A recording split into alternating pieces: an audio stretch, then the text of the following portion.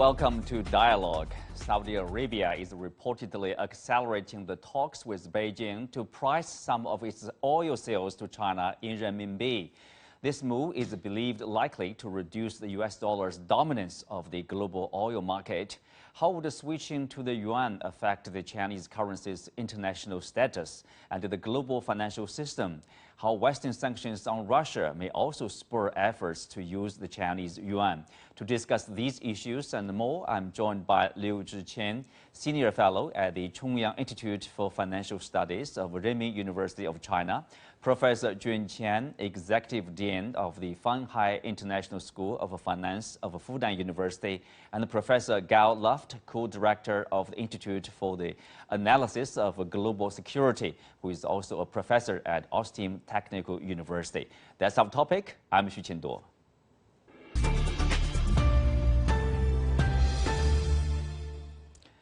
Welcome to the show, gentlemen.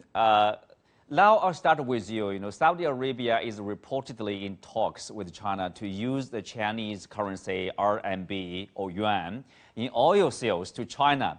So what's your gut response to the news? Why now? I think it's a very important signal to the global market that Saudi Arabia has now, has decided to use the RMB yuan to make the transaction. This is really very good and a positive signal to the world market. We see that more stability in the oil field and also in the international trading system could have another alternative to settle down this payment. As we know that the RMB yuan is very stable and very reliable, and many countries are trying to use the RMB as their tools of transactions.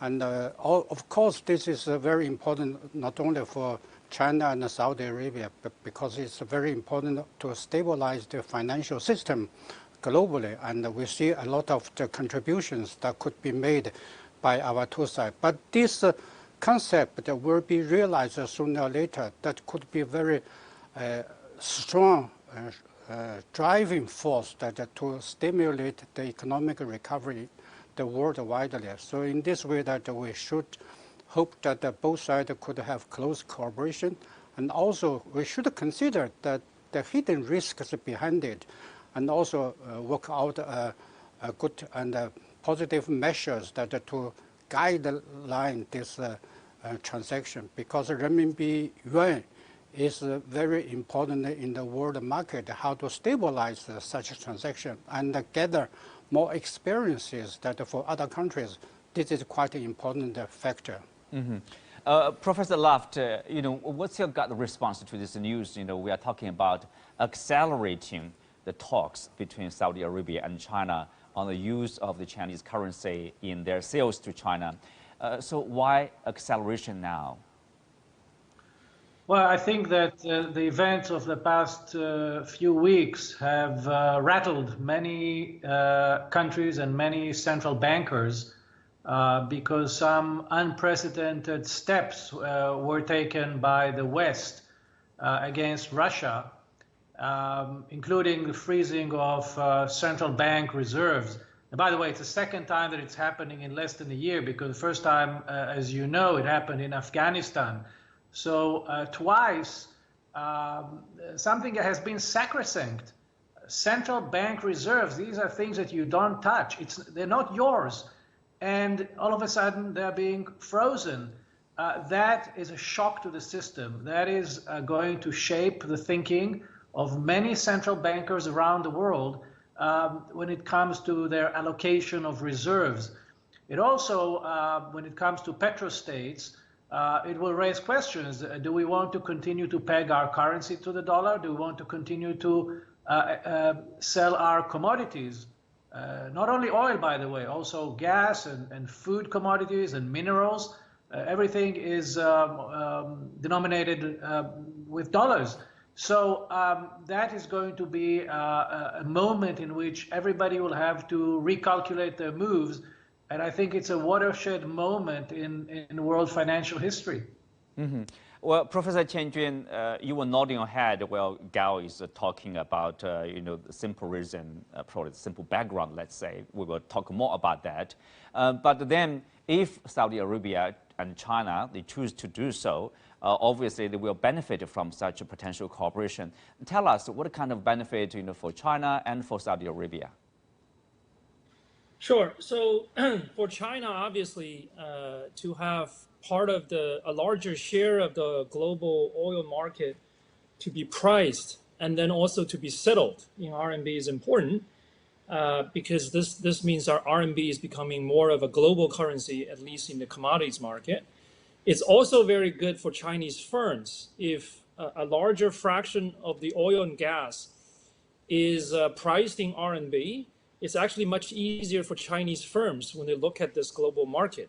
They have much less currency risk to hedge. But on the other hand, it's also very important to Saudi Arabia.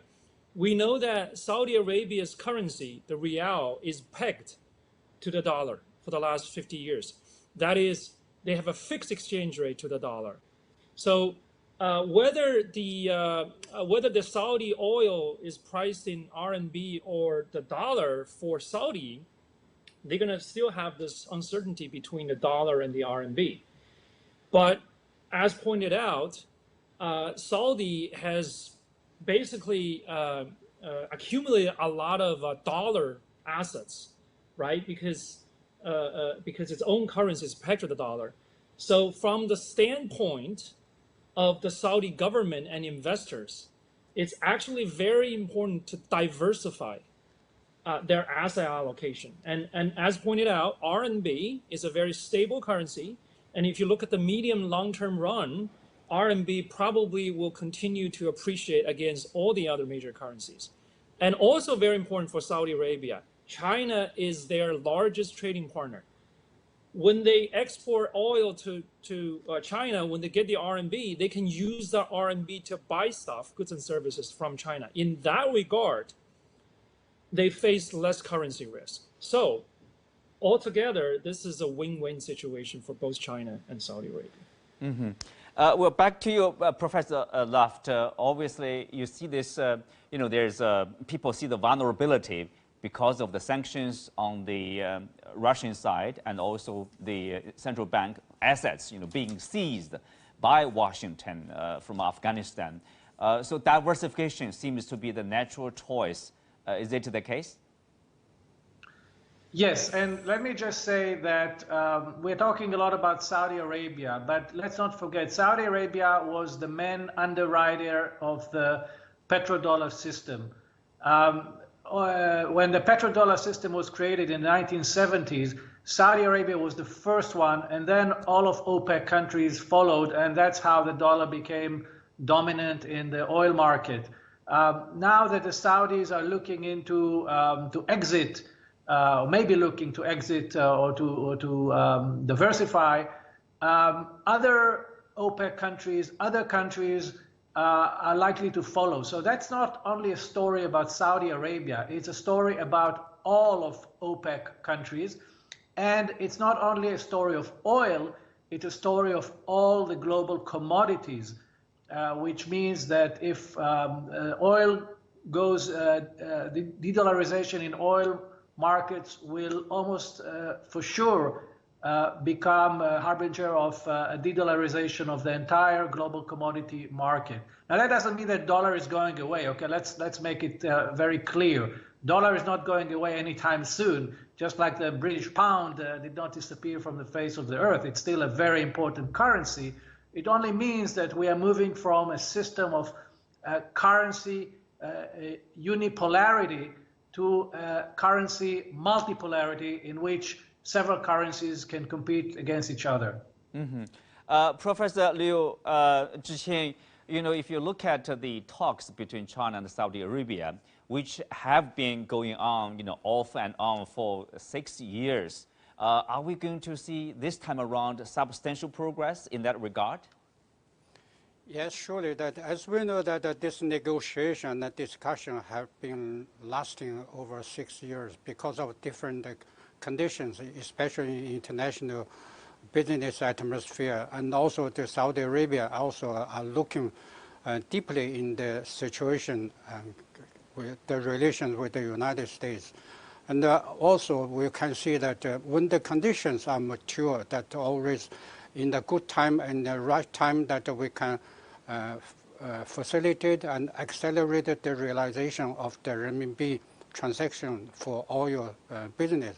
This is very important for both sides. If we recognize or conducted in an early time or in a too hurried time that we're still facing many challenges that we could not solve. Nowadays, I think the time is very good for both sides to make such decisions, as the other professors have already mentioned. That now the geopolitical situation made the situations more serious.